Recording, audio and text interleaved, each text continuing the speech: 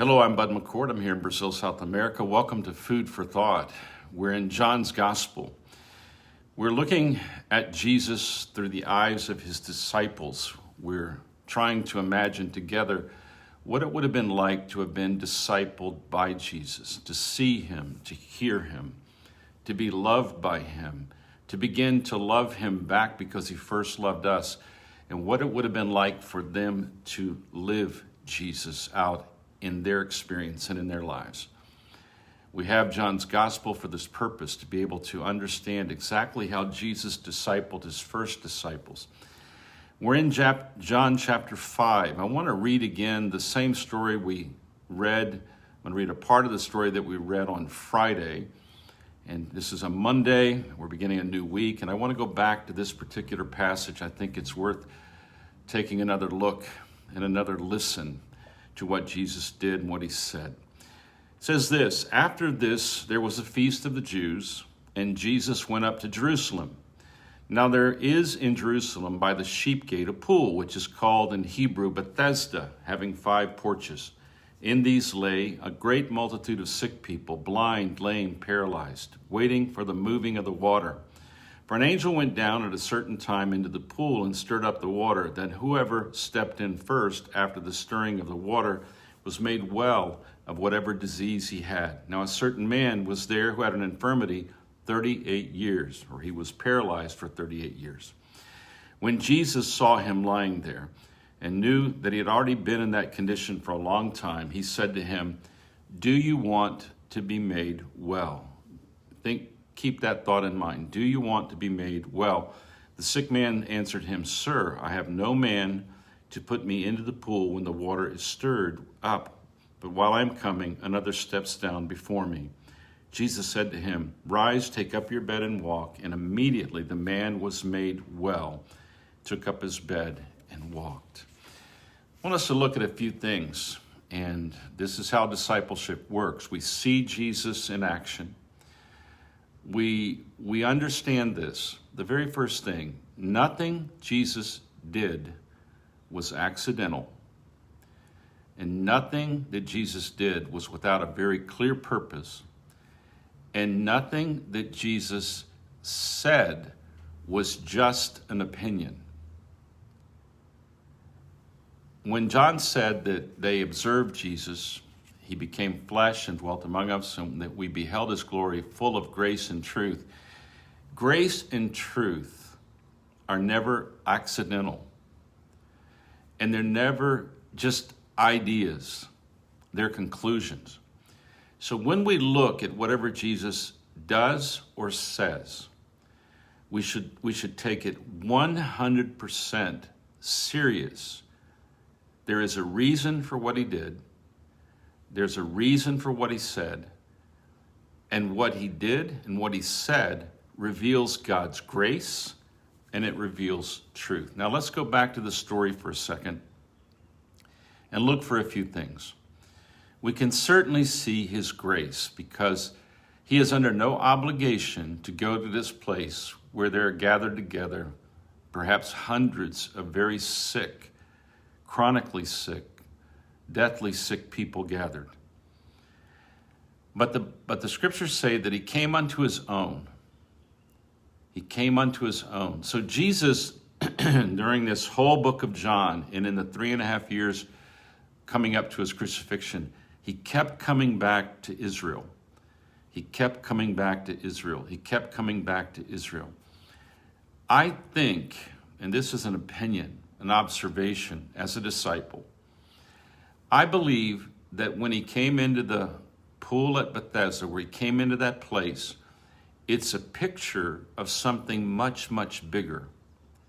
I believe that this one particular man represents the state of Israel, or the condition in which the nation was among many nations. I think it's a picture of Jesus coming to Israel, but also coming to all the sick nations of the world. And he makes the question for Israel, the question that he makes for this man, do you want to be well? Do you want to be well? When Jesus uses the word well, he means completely back to what you were meant to be. Do you want to be well? We know that he would like to get up off of that bed he's been in for 38 years. One of the reasons I believe this is a picture of the nation of Israel is because 38 years this man has been, in a sense, stopped in his tracks. Israel's history contains a span of time of 40 years in which the nation of Israel found itself paralyzed in the desert because they could not muster enough faith to go forward and be fully well. And so that generation that did not take its opportunity to go into the promised land in the Old Testament story parallels this man's situation. I don't think that's an accident. I don't think it's an accident where Jesus is in Jerusalem. I don't think it's an accident that this man is Jewish. I don't think it's an accident that he is in the middle of a whole bunch of sick people. Israel is a nation in the Old Testament that was chosen to be a blessing to all nations. And Jesus is that blessing, arriving in the midst of all the nations of the world. But he must manifest God's grace and truth to the nation of Israel first. We see that with Jesus continuously as he works his way toward Calvary. So let's look at it like this. Look at our world as it is right now. Israel continues to be, in a certain sense, an isolated people in the world, a hated people in the world many times. It makes no sense to me at all, but it happens to be a fact. And the invitation that gives to that great nation, that chosen nation, is, do you want to be well? But it's the same invitation that missionaries carry out into the world today as they go to all the nations to make disciples. And the question is the same question. Do you want to be made well? If Jesus himself showed up today in the nations of Africa or Asia or the Middle East or in the West or in Latin America, and he suddenly came into each nation and he saw them stuck, paralyzed, and we are paralyzed right now as a world. We are not advancing toward greater love, greater light, greater peace. We are in a very bad place, and our world has been in a very bad place, and it's been very sick ever since we lost the Garden of Eden. And this question is the question that missionaries carry, that evangelists carry, that every Christian should carry when we're talking to our neighbors who are also afflicted as we have been afflicted, unless we've already been made well by Jesus. Do you want to be well? How many nations do you think would say, yes, Jesus, heal us? And if Jesus did heal that nation, do you think everybody would be excited about it? I don't think so. Because when this man was healed, religion didn't want him healed on that day because it was a religious day. It seems to me that this is a small picture of what we're dealing with every single day.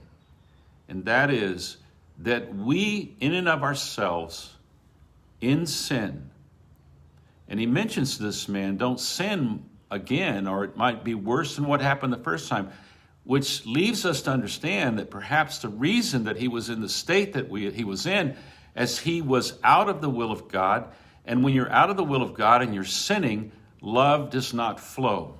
And yet here stands Jesus, who is the flow of God's perfect love, and he asks the question, do you want to be well? And then the man says, I have no man.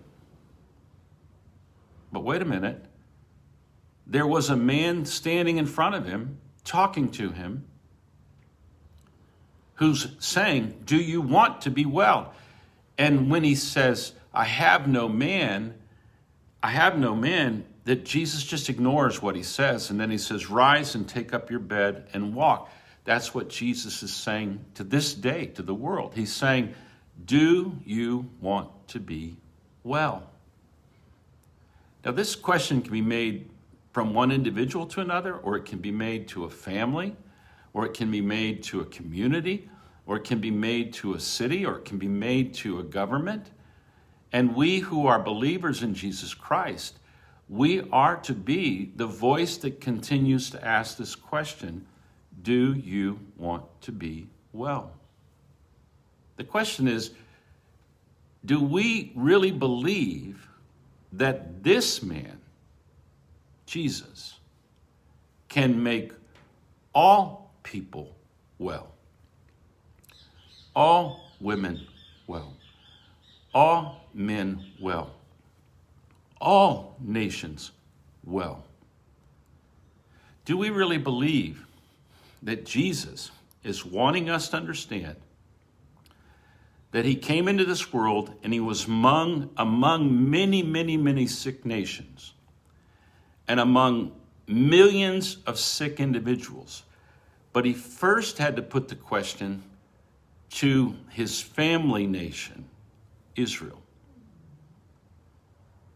which is linked all the way back to Abraham, Isaac, and Jacob. And he puts the question to this man, but really it's the question he would put to every man, every woman, every nation, every person. Do you want to be well? And by well, I don't think he means just helped a little, but restored to the fullness of what you were meant to be. That's a part of taking up the bed and walking. This man now has to assume responsibility for the movement of his life, for the progress of his life. He has been called away from whatever it was that paralyzed him to a movement in the direction of the will of God and the love of God. I think if you'll take the time to read the story, look for grace, look for truth, remember there are no accidents with Jesus and there's no doubt with Jesus. So you should be able to clearly see him being full of grace and full of truth. But then you can put yourself inside the story and let the Spirit of God reveal to you if Jesus is asking you the same question. Is Jesus asking your neighbor the same question? Or does Jesus want you to carry this question to the four corners of the world and say, do you want to be made well? And then ignore their answers and just keep taking them to Jesus until some of them say, yes, I want to be well. Yes, I want to move forward doing the will of God and being full of grace and full of truth, which means Christ formed in you. Christ in you, the hope of glory. Think on these things. They're very precious. They're wonderful. And I've said maybe 1% of what could be said. And that's only because I took the time to see him, hear him, let him love me, let me love him back, and want to live him and say to people, do you want to be made well? God bless you. Have a great day.